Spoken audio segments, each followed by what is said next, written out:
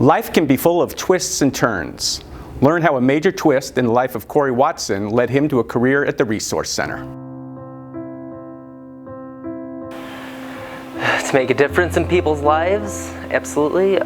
I enjoy my work. I feel like it's not work a lot of times because of all the enjoyable times I get to have with people. I've recently been promoted a little bit and I feel like I have a little more weight on my back for helping people out, and I've created such a great bond with people that I want to make sure the things in their lives go right. So it's more just like going home to my kids and making sure that you're getting everything done at this point. It's kind of a crazy story. So about 10, 11 years ago now, I suffered a traumatic brain injury from drug abuse.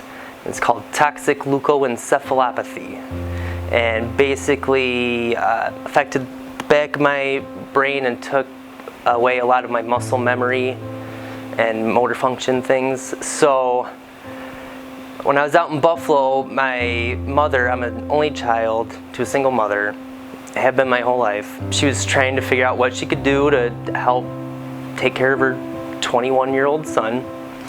And we were looking into getting me into White Hill, the traumatic brain injury house in the Resource Center.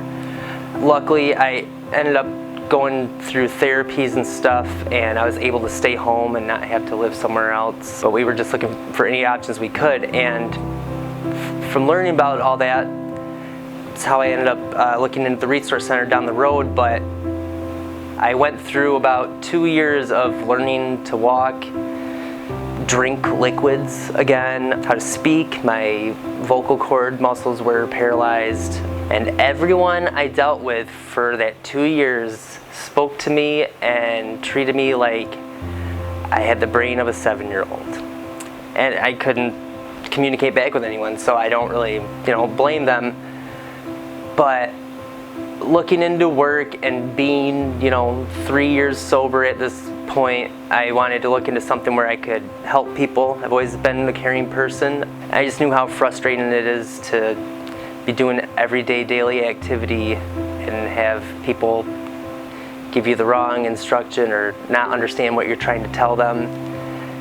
And I just thought someone like me coming into this field could really help somebody out that would be struggling in that same way. And then it's like, especially people with dementia now. I've only dealt with a few people with dementia in the agency, but I can see the same frustration on their face. They know what they're trying to do. They're trying to take a shower or something, but they forgot how to do it.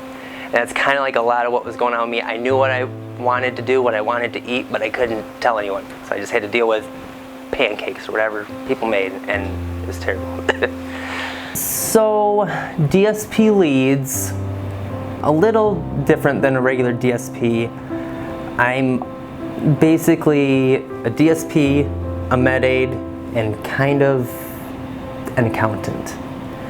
So the people I work with are getting ready to move out into the community on their own, or we're trying to get them to that point. So a lot of the assistance they need isn't so much cleaning, cooking a little bit, but mostly learning how to deal with finances and the everyday real world stuff. So that's a lot of what I do, and I set up their medical appointments for them, because if they ever move out in the community, they're gonna probably have someone that's gonna set up medical appointments for them.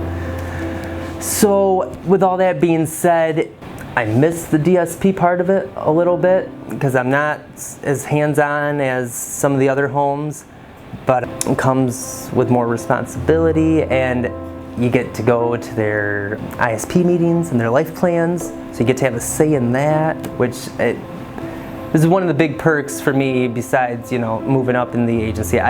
Because as a DSP lead, you're given more room to kind of say, I work with this person every day, and this is what I see going on with them. And that's my favorite part of the job, at least. If you go in with an open heart and an open mind, and not scared about some yucky stuff once in a while, it's the funnest job you could have. I mean, there's hard days where I gotta do stuff, and then there's hard days where people are just having a rough day. But for the most part, it's half being a friend, half looking out for their best interest. And if you just kind of go at it that way, it's a fun day every day. Just know that you are their only line of help for the most part. Their families are there and stuff, but you are right there with them.